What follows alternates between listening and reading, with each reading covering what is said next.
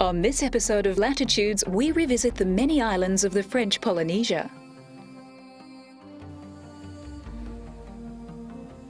We also continue our journey through Tahiti and the Marquesas, Australes and Gambia archipelagos.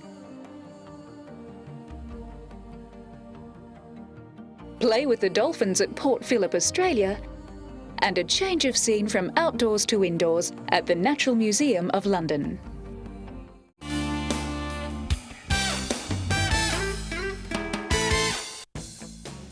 The Rossi restaurant on the water's edge is well known throughout the Pacific for its magnificent setting. That looks lovely. And great food.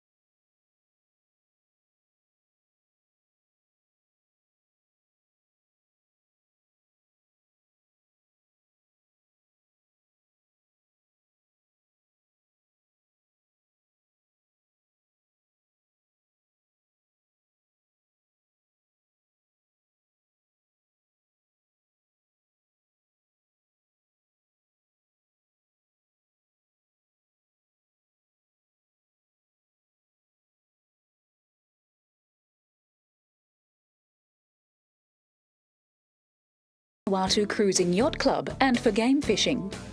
Bring back your catch from the day's fishing and they'll be delighted to prepare it for your evening meal. After such a splendid day, celebrate with a cool beer at Sharky's, which incidentally is open till very late.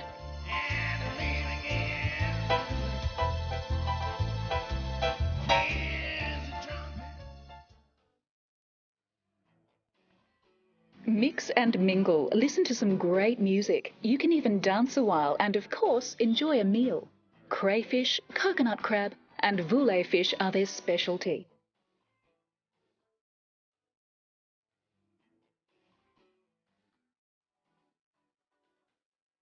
The waterfront is also known as the Magic Castle of the South Pacific. Magicians come to your table or perform at the bar. This place will cast a spell over you. And you'll be back.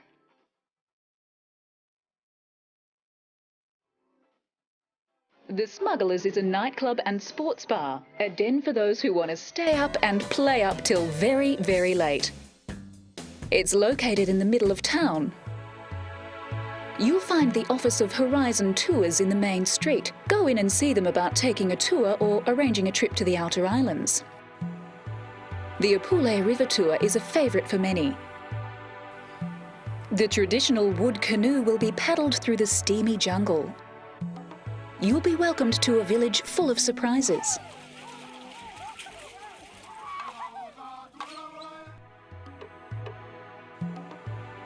Be introduced to the Melanesian way of life. Horizon Tours also offer a tour around the island of Afate. Talk to the local village people and have the opportunity to watch them perform their customary dance.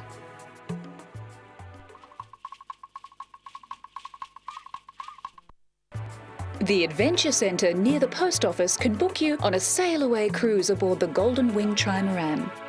Sail to Hat Island and Pales Rock for clear water snorkelling, or scuba dive amongst lush coral and 1,000 fish. After lunch on board, you can do a jungle or beach walk, a great day for all the family. Cutting Edge offers adventures for the whole family. Visit 4 deserted islands on a day trip, or you can stay overnight. These safe kayaks are suitable for everyone, with each kayak paddled by its own guide.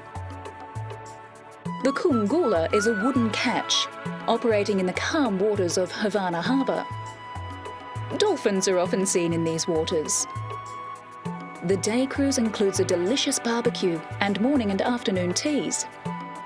The Air Club Villa is located at the International Airport and offers not only pilot training but also scenic tours and charters. There's no better way of discovering the beauty of this country than by air. Fly over coral reefs, islands, jungles and volcanoes.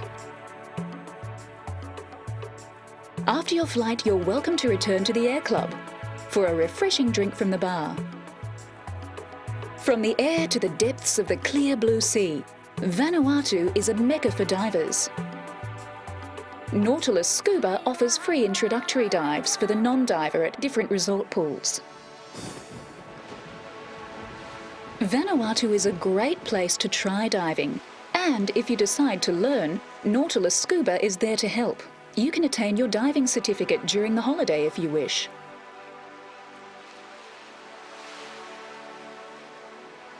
Tranquility Island offers divers a getaway. A dive boat will take you to some exquisite locations, and for those wishing to stay overnight, simple Melanesian bungalows are available. Enjoy comfort and adventure on the 2 beautifully maintained 60-foot motor sailors. There's plenty of room on the deck to dance and romance.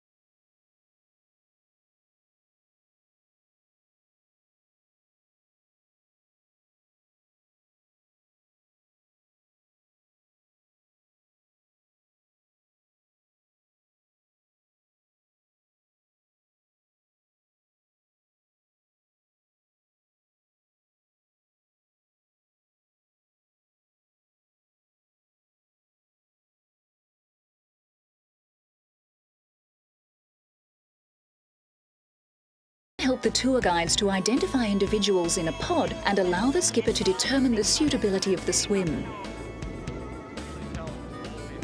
Together, the charter programs and dolphin research teams, as well as the curious swimmers themselves, can help preserve these interactions and the safety of the wild bottlenose dolphins. If you're ever in Melbourne, make sure you visit the Dolphins at Port Phillip Bay.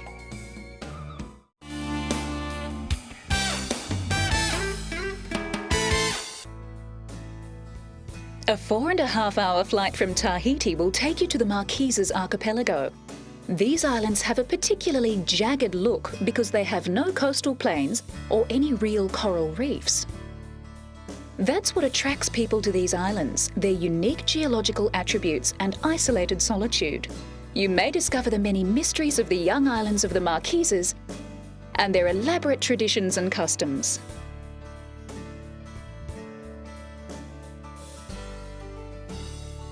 Mountain waterfalls rush down the vertical cliffs and through magnificent excursions through and around these wondrous waterfronts. You may also discover the stampede of galloping wild horses.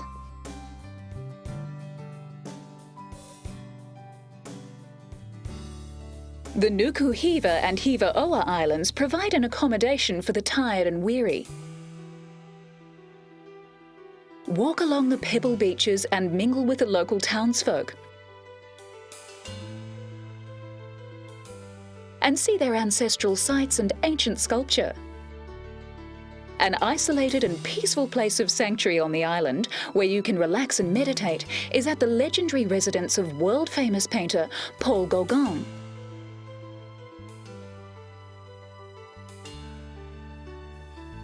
Beautifully reconstructed, Gauguin's house can be visited, retaining all its former owners' belongings and paintings.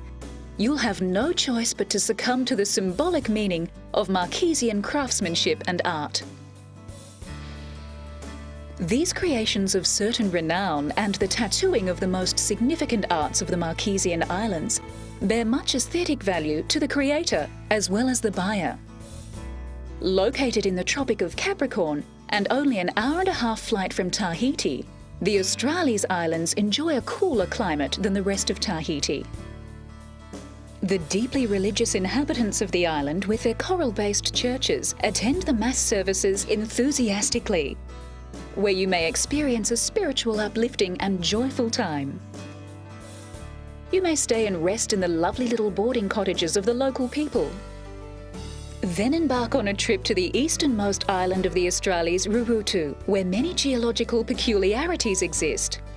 Go out to sea and witness the scenic views of the islands from a distance, where you can also catch sightings of whales in their calves. The farming of taro is the chief agricultural activity in the Australis and accounts for the majority of income from exports out of the country.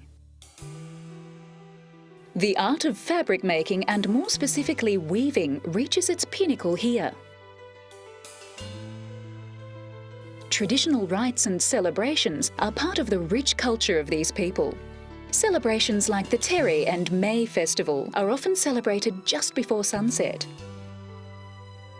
A 5-hour flight from Tahiti is the Gambia Islands, 14 mountainous islands, the largest and most populated of which is Mangareva. Gambia is the cradle of Polynesian Catholicism. Ever since the 19th century, these islands became scattered with hundreds of beautiful stone buildings, particularly St. Michael's Cathedral with its sumptuous altar inlet, richly decorated in pearls and mother of pearl. The Gambia archipelagos are richly populated with pearl oysters. Mangareva is reputed to have the best source of fine quality pearls. Its lagoons are littered with many large pearl farming stations, the island's main resource. Their mother of pearl arts are also world-renowned. The French Polynesian islands of Tahiti hide many more mysteries that await the avid adventurer. Step through her tropical adorn and discover her many islands of paradise.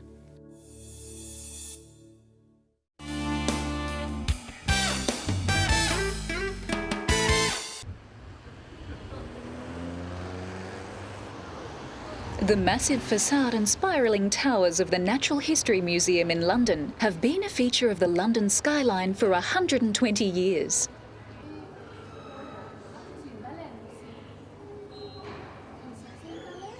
Today, advanced technology is used to bring to life the ancient and modern inhabitants of the natural world for the thousands of annual visitors.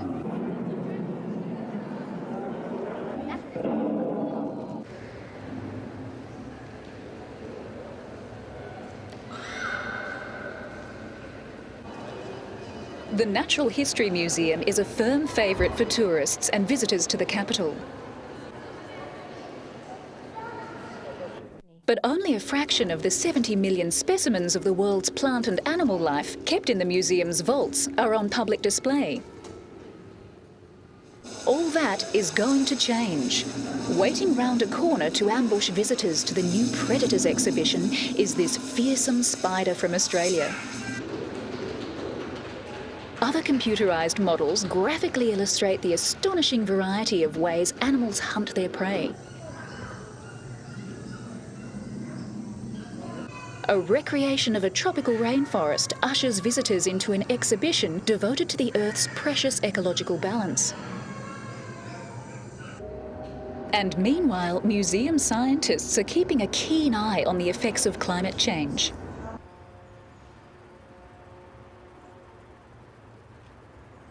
The Darwin Centre and its new school facade of futuristic environments will show what has been hidden for many years. Imagine walking through the labyrinthine vaults of the museum where row upon row of shelves, each stocked with specimens of the world's flora and fauna, are stored. Only about 1% of the collections are now on show, and already the Darwin Centre is beginning to reveal all of this. Something like 70 million wondrous items from their collections.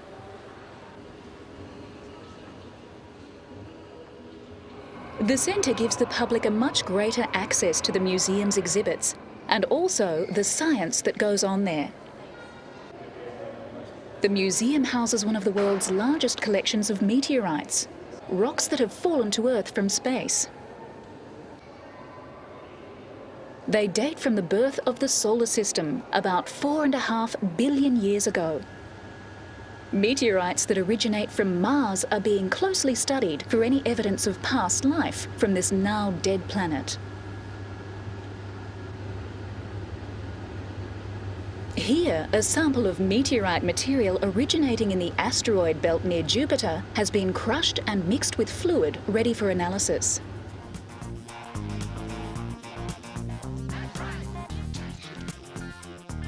Museum visits have never been so exciting.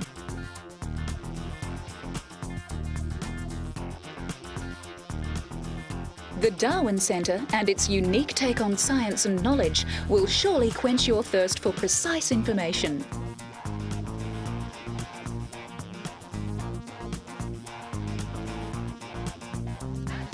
And surely enough, not be boring either.